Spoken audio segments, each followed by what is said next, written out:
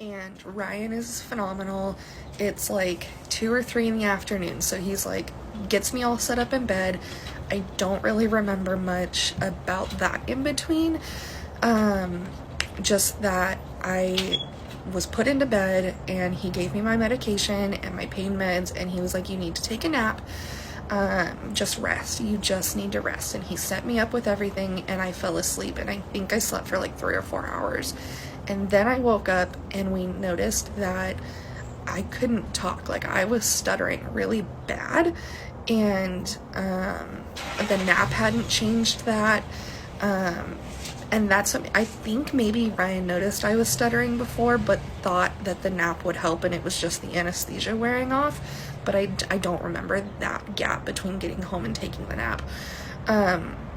But we noticed I couldn't speak. I couldn't verbally communicate. So we were texting, and so we were thinking it was going to wear off, and it didn't. It actually started getting worse and worse. So I could only text him, and thankfully, I guess, I voice texted him at one point that day after I woke up. And so I do have a video clip. I don't know how to put it on here, but I do have an audio clip of how bad my stutter was after waking up from surgery that same day. And it only worsened. So at like 8, 9 o'clock at night, once I had woken up and I was trying to move around and acclimate, I was still very fuzzy. I was still crying about everything. I remember asking him, like, why can't I talk? And he was like, I don't know.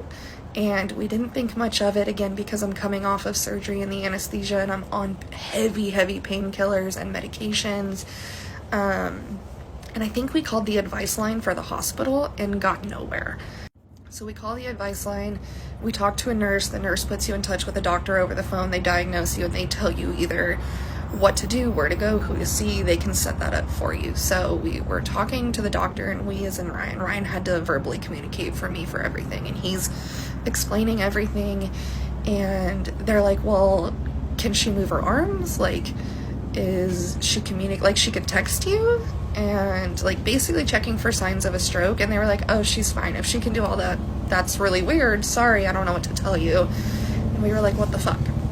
And that continued into the next day as well. So the next day I woke up and it had worsened, and I couldn't even get out a single like hello. The stutter was so severe. We called the advice line, I think 2 or 3 more times, same answers. They were like, that's really weird, I don't know what to tell you. Until we called like the 4th time, and we got this nurse that was so helpful.